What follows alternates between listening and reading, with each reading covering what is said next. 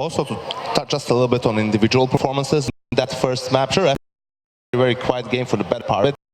Towards the end, he had that in 3K, but I think Device has been a little quiet for Astralis. Some of them usually hit.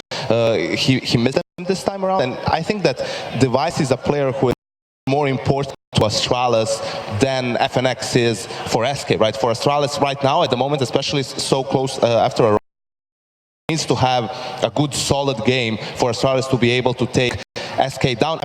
Like Mirage, where he's the primary operator, you need to be moving a lot. There's a lot of smoke, small clouds. It's going to be a scrappy type of a play style, and that requires you to really be on point individually. I'm glad as well, Sam. I mean, you can add to the Device discussion, but I also I absolutely agree about that. And also on Train, you know, Zivnix was not time to enter, but a lot of that falls on Device as well. When he was rotating, he wasn't getting anything. They were throwing a Molotov in Z. He couldn't find any openings.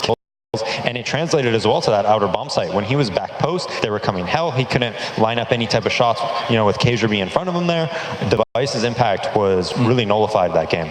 And I've got another individual I'd like to address. I just also want to quickly highlight, guys, that we would be jumping into game. It does look like we just were quickly resolving the player PCs. Now, Kierby, you see him there with his headset off, and actually the first point you made was that he was the first to come for Astralis given that Train loss. But as an individual, starting with you, Sam, because I do know Yanko's opinion on Kierby, but with this individual who was so much hype surrounding him, it made sense to join the big Danish roster that is Astralis. Do you feel like you've seen the Kierby that was, you know, the hyped individual, the big one, that kind of AZ V2?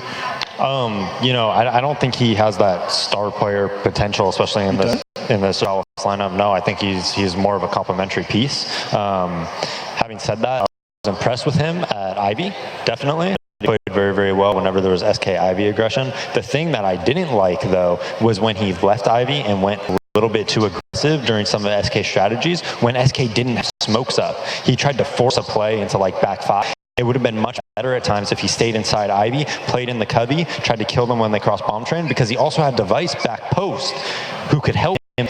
Anybody coming towards hell, going on top of the blue train, or even crossing 5. So a little bit of a miscommunication there. Yanko, interesting. I mean, I think that's actually quite against what you suggest, right? You've always regarded Kierby as someone that has that star potential. I think it is so. It's his play style as well. The